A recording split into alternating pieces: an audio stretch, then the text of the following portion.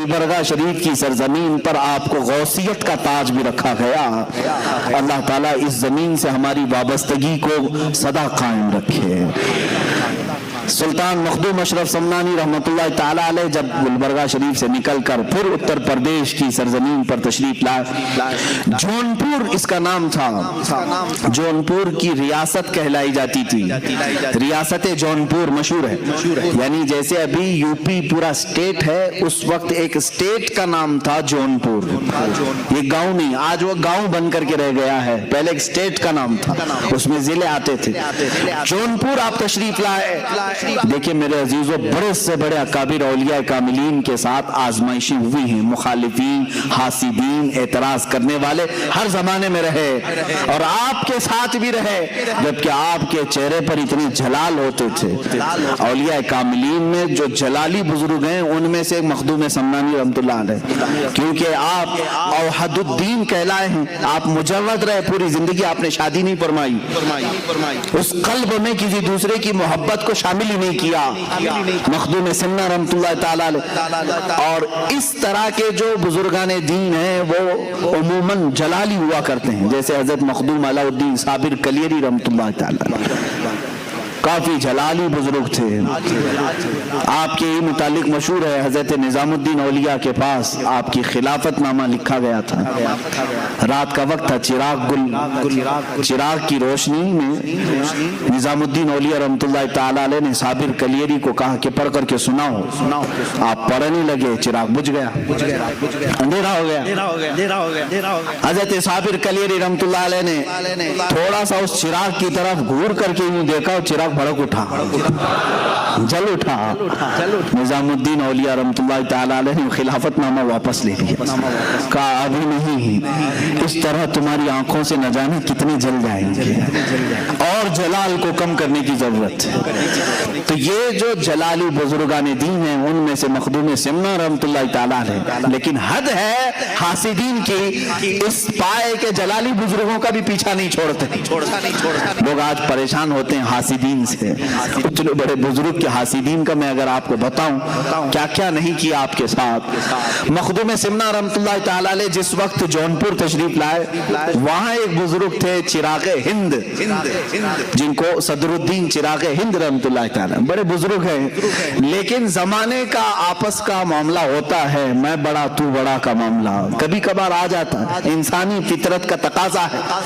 वो उनका पुराना इलाका था, उनके मुरीदीन थे। अचानक मखदूम अशरफ उनके इलाके में आए। कुछ लोगों को तकलीफ इसी बात की होती है, मेरे खेत में दूसरा क्यों चरने आया। होता है। 40 साल से हम पूरे शहर को संभाल रहे थे, अचानक ये बकरा कहां से आया। इस तरह का हसद भी आ जाता है, ये इंसानी फितरत का तकाजा है। चिराग हिंद रहमतुल्लाह ताला अलैह वो बुजुर्ग भी हैं, मैं उनकी बैत भी नहीं कर रहा हूं, लेकिन मखदूम सिमना है, वाले रसूल भी। मखदूम जहांगीर अशरफ समनानी रहमतुल्लाह ताला अलैह जिस वक्त जौनपुर तशरीफ आए, लोग झोंक दर झोंक आपके मुरीद बन गए थे, क्योंकि चेहरे में वो नैयरे ताबा था कि लोग देखते तो गुनाहों से दूर हो जाते, अपने मैल कचेल को धुल देते हैं, और सिर्फ एक सोहबत काफी होती थी कि लोग सिर्फ मुरीद नहीं वली कामिल बनते थे। मखदूम सिमना की सोहबत बहुतों को आला मकाम तक पहुंचाई। उस जमाने में एक आलिम दीन थे मौलाना कबीरुद्दीन। उस वक्त मौलाना कबीरुद्दीन साहब एक ख्वाब देखते हैं, ख्वाब में उन्होंने एक बुजुर्ग का चेहरा देखा, सुर्ख बाल हैं, चेहरा पूरा चमक रहा है, जब वो मुस्कुराते हैं तो रुखसारों पर अनार की सुर्खी आती है। और उस बुजुर्ग ने कहा कि मैं तेरा मुर्शिद हूँ। मौलाना कबीरुद्दीन साहब उस वक्त तक मुरीद नहीं हुए थे। सुबह उठते हैं, पूछते इलाके में सबसे बड़े बुजुर्ग कौन है। लोगों ने कहा हजरत सदरुद्दीन चिराग हिंद रहमतुल्लाह अलैह सबसे बड़े बुजुर्ग। मौलाना कबीरुद्दीन उनकी तलाश में गए, चिराग हिंद की बारगाह में गए तो वाकई वो बड़े कमाल के बुजुर्ग थे, लोगों का जमघटा था, तबलीग तरबियत सब हो रही थी, लेकिन ख्वाब में जो देखे थे वो नहीं थे। مولانا کبیر الدین نے کہا میں نے خواب میں جو بزرگ کو دیکھا وہ یہ نہیں ہے. تو وہ وہاں سے اٹھ کر کے چلے آئے. کہا کہ میں یہ بزرگ کو خواب میں نہیں دیکھا. چراغ ہند رحمۃ اللہ علیہ نے پوچھا یہ مولوی کیوں آیا تھا؟ کہا کہ حضور بیعت کرنے کے لیے آیا تھا. کہا پھر کیوں نہیں ہوا؟ کہا پتہ نہیں اس نے کچھ اور چہرہ دیکھا ہے. تو چراغ ہند ناراض ہوئے. پوچھا کہ دیکھو یہ جاتا کہاں ہے؟ مولوی صاحب کہاں آئے؟ مولانا کبیر الدین سیدھے مخدوم اشرف کے پاس آئے. اس وقت آپ ایک مسجد میں جلوہ بار تھے چند مریدین کے ساتھ. جیسی مسجد میں مولانا کبیر الدین آئے پہلی نظر میں پہچان لیا خواب میں آنے والے یہی بزرگ تھے. خواب میں تشریف لائے, مخدوم سمنا کے پاس اپنا سب کچھ نچھاور کر دیا اور سلسلہ اشرفیہ میں داخل ہوئے. مخدوم سمنا کے ہاتھ پر بیعت کیا اور اسی بیعت کے تھوڑی دیر کے بعد چرچا ہو گیا مولانا کبیر الدین چراغ ہند سے مرید ہونے گئے تھے لیکن ان کی محفل سے اٹھ کر کے آئے مخدوم سمنا کے مرید ہو گئے. چراغ ہند پرانے بزرگ ہیں, مخدوم سمنا نئے بزرگ ہیں, ابھی ابھی آئے ہوئے ہیں. یہ بات پھیلی. چراغ ہند رحمت اللہ تعالیٰ علیہ کے پاس لوگوں نے کہا آپ کی تو توہین ہو گئی, آپ کی مجلس چھوڑ کے مولوی چلا گیا. کہا کہ وہ کبیر الدین جوانی میں, وہ کبیر الدین جو ہے وہ جوانی میں مر جائے گا, گیا ہے مجھے چھوڑ کر جوانی میں مر جائے گا. وہ ولی کی زبان سے نکلی ہوئی بات تھی. مولانا کبیر الدین کو جب سنایا گیا کہ انہوں نے تو تمہارے لیے یہ جملہ کہہ دیا کہ کبیر الدین جوانی میں مر جائے گا, تو اپنے پیر و مرشد کی بارگاہ میں آئے ملول خاطر ہو کر. کہا کہ حضور بڑی بات ہو گئی, چراغ ہند نے میرے متعلق یہ کہا. مخدوم سمنا رحمت اللہ تعالیٰ علیہ کی بات دیکھیں. کہا تم کیا چاہتے ہو؟ اپنی مرید سے کہا تم کیا چاہتے ہو؟ تم بھی اپنی زبان سے کچھ نہ کچھ بولو اور اللہ اسے پورا کرے گا, اللہ اسے پورا کرے گا. یہ مخدوم سمنا کا تصرف دیکھیں. پہلی بات میں تو آپ نے کہا کہ میرے مرید تیرا نام کبیر ہے. کیا ہے؟ تیرا نام کبیر ہے اور کبیر بوڑھے کو کہتے ہیں جوانی میں تو کیسے مرے؟ نام کبیر ہے تیرا, تو بوڑھا ہو کے مرے گا. مخدوم سمنا نے کیا کہا؟ تو بوڑھا ہو کر کے مرے گا. تھوڑی دیر مراقبہ کیا, کہا لیکن انہوں نے جو کہا ہے وہ بھی بات ہو گئی ہے, وہ بھی اللہ کی بارگاہ میں قبول ہے, دونوں کی زبان سے نکلا ہے. تو مخدوم سمنا نے کہا تو کچھ بول تیری زبان سے, تو کیا چاہتا ہے؟ کہا کہ حضور میں کیا کہوں, وہ بڑے ہیں, بس انہوں نے میرے لیے جو کہا ہے وہ ان کے لیے بھی ہو جائے. انہوں نے کہا نا جوانی میں مر جائے, میرے لیے جو انہوں نے کہا وہ ان کے لیے بھی ہو جائے. بات آئی گئی, یا اولیاء کاملین کی بات کو ہلکا نہ سمجھو میرے عزیزو. گفت ہے خدا بوت, یہ کہا گیا ہے فارسی میں گرچہ از حلقوں میں عبداللہ بوت. اگرچہ یہ عبداللہ یعنی اللہ کا بندہ کہہ رہا ہے لیکن اولیاء کے زبان سے نکلے ہوئے کلمات اللہ کے ہوا کرتے ہیں. ہوا یہ معاملہ مولانا کبیر الدین رحمت اللہ تعالیٰ علیہ مخدوم سمنا کے مرید 25 سال کی عمر کے تھے. کتنے؟ 25 سال کی عمر. 25 سال کی عمر میں آپ کے پورے بال سفید ہو گئے, دانت جھڑ گئے, کمر ٹیڑھی ہو گئی, ہاتھ میں لکڑی آ گئی. کتنی عمر میں؟ 25 سال کی عمر میں. اور 25 سال کی عمر میں اتنا بڑھاپا جیسے لگتا تھا کہ 90 سال کی عمر ہے. کوئی آپ کو نہیں کہہ سکتا تھا 25 سال کی عمر ہے. اور اس 25 سال کی عمر میں آپ نے لکڑی بھی لے لی, سفید بال, کمر ٹیڑھی. لیکن ادھر چراغ ہند رحمت اللہ تعالیٰ ان کے مولانا کبیر الدین کے انتقال سے 5 سال پہلے ہی جوانی میں وصال کر گئے, وہ انتقال کر گئے. چراغ ہند ان کی زبان سے جو نکلا وہ بھی ہوا, اور چراغ ہند نے جو کہا تھا وہ کیسے ہوا؟ 25 سال کی عمر میں ہی مولانا کبیر الدین کا انتقال ہوا. لوگوں نے کہا کہ حضور آپ نے تو فرمایا تھا بوڑھا ہو کے مرے گا. مخدوم سمنا نے فرمایا تم نے نہیں دیکھا, وہ بوڑھا ہو کر کے ہی مرا ہے. یعنی 25 سال کی عمر میں ہی اسے 90 سال تک کے اللہ نے لطف عطا کر دیے ہیں. زندگی کی جتنی بہاریں تھیں اس نے 25 سال کی عمر میں دیکھ لیا. عزیزان گرامی، یہ زبان کی تاثیر ہے۔ اب یہاں جو معاملات ہوئے تھے وہ میں ذکر کر رہا ہوں مخدوم سمنا کے ساتھ۔ چراغ ہند، ظاہر سی بات ہے ان کے بھی بڑے کرامات تھے، تصرفات تھے، دیکھیں مقابلہ ہوا۔ اولیاء کاملین اس طرح مقابلہ نہیں کرتے، لیکن کبھی کبھار ہوا ہے۔ سرکار غوث پاک کے ساتھ ہوا ہے۔ سرکار غوث پاک رضی اللہ تعالیٰ عنہ کے دربار میں شیخ احمد جام نہیں آئے تھے اپنے شعر کو لے کر کے، جاؤ مولانا عبد القادر سے کہو کہ اپنے دیوان سے، اپنے لنگر سے ایک گائے بیچ دیں۔ معاملہ سنا آپ نے؟ وہ اپنے وقت کے ولی تھے، ورنہ غوث پاک کی بارگاہ میں گائے مانگنے کے لیے اپنے شعر کو یوں نہیں کہتے۔ ایسے معاملات ہوئے ہیں۔ مخدوم سمنا ایک بار بیٹھے ہوئے ہیں مسجد میں، لوگوں کو تربیت دے رہے ہیں، مریدین بڑھ گئے۔ چراغ ہند نے دیکھا، باہر سے انہوں نے پتہ نہیں ہاتھ اٹھائے یا کچھ کیا تو پوری مسجد میں آگ کی جیسی گرمی بھر گئی۔ اتنا گرم کہ جیسے آگ کے شعلے اٹھ رہے ہوں۔ ایک دو تین کرتے کرتے لوگ اٹھنے لگے، سب جانے لگے۔ ظاہر سی بات ہے کون گرمی کو برداشت کرے گا؟ تو مخدوم سمنا رحمۃ اللہ علیہ کے چند مریدین تھے باقی رہ گئے جو گرمی کو برداشت بھی نہیں کر پا رہے تھے۔ مخدوم سمنا رحمۃ اللہ علیہ نے کہا کہ یہ صرف لگایا ہوا چراغ ہے، چراغ ہند نے کیا تھا، اس چراغ کو تھوڑے سے پانی کی ضرورت ہے، اس گرمی کو ہلکا کرنے کی تھوڑے سے پانی کی ضرورت ہے۔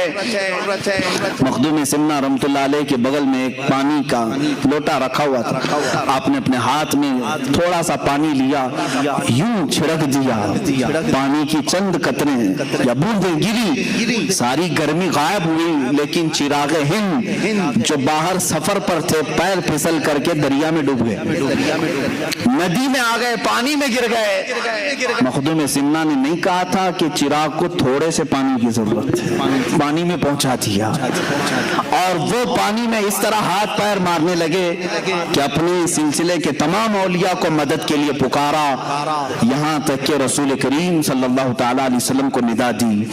تاریخ میں لکھا ہوا ہے میرے آقا صلی اللہ تعالیٰ علیہ وسلم مدد کے لیے ضرور تشریف لائے، لیکن جلال کے ساتھ ظاہر ہوئے۔ کہا صدر الدین چراغ ہند سے کہ تیری غلطی ہے کہ تیرے شہر میں نیا مہمان بھی تھا اور میرا بیٹا بھی تھا، تو نے دونوں خیال نہیں کیے جس کی وجہ سے تجھے پانی میں دھکیل دیا گیا۔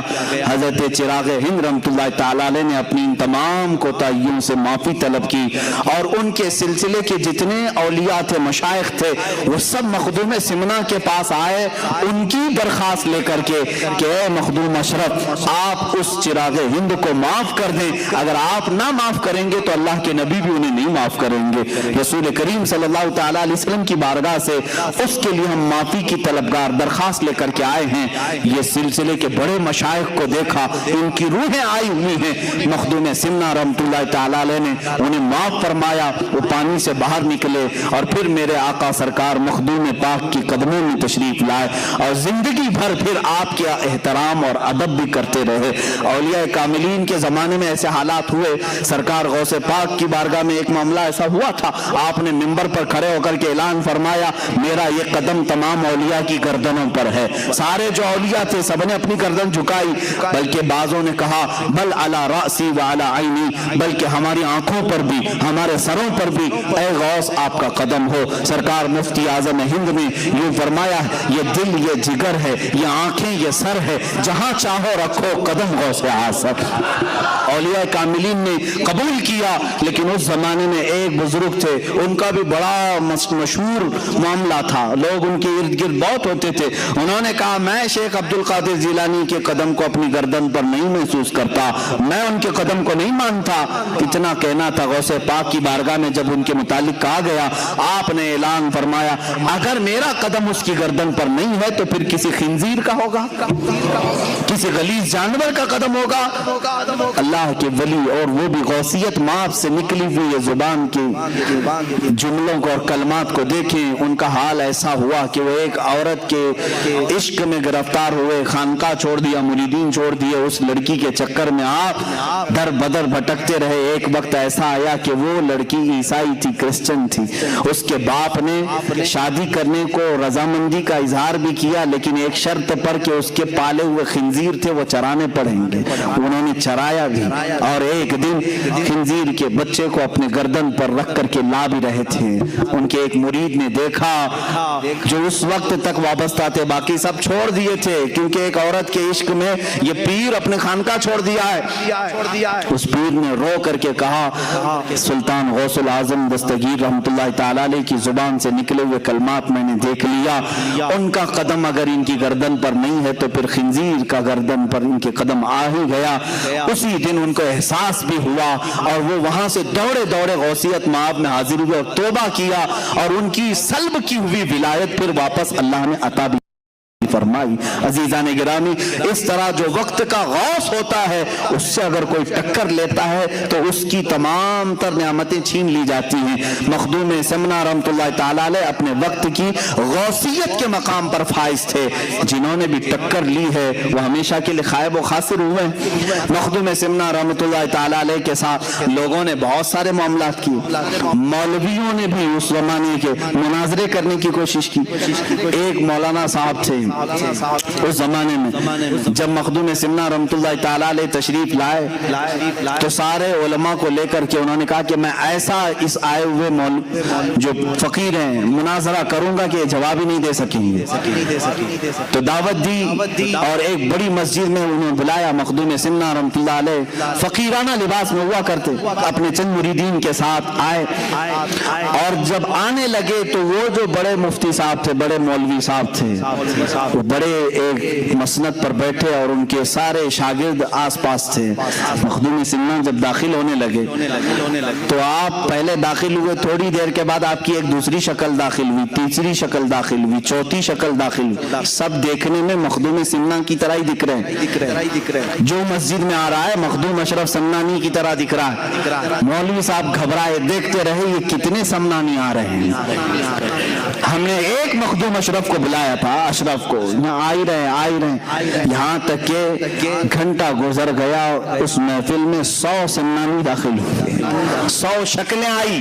مخدوم اشرف سمنانی رحمت اللہ تعالی علیہ اپنی کرسی کی طرف بڑھتے ہوئے مولوی صاحب کو مخاطب کر کے اتنا ہی پوچھا, مولانا صاحب آپ نے بہت سارے سوالات جمع کیے ہیں, اس میں سے کون سی شکل سے کون سا سوال کرو گی؟ وہ تنہا تھے مخدوم سمنا, لیکن اللہ رب العزت کا یہ تصرف ہے. یہی تو ہم کہتے ہیں میرے آقا صلی اللہ تعالی علیہ وسلم اپنے ہر غلام کی قبر میں تشریف لاتے ہیں. یہ نہیں کہ ذات کے ٹکڑے ہوتے ہیں, آدھا ادھر آدھا ادھر. سورج جب ایک بار نکلتا ہے تو مدینے میں بھی چمکتا ہے, ہند میں بھی چمکتا ہے, وہ امریکہ میں بھی ہے, افریقہ میں بھی ہے. ہر علاقے کو یکساں اپنی سورج کی روشنی پہنچاتا ہے. اللہ تعالیٰ اولیاء کاملین کو بھی یہ تصرف عطا کرتا ہے, وہ بیک وقت 100 جگہ پر بھی حاضر ہو سکتے ہیں, 1000 جگہ پر بھی حاضر ہو سکتے ہیں. یہ بعض اولیاء کاملین کے تصرفات ہیں. وہ مولوی صاحب نے توبہ کیا اور پھر مرید بھی ہوئے, داخل سلسلہ بھی ہوئے.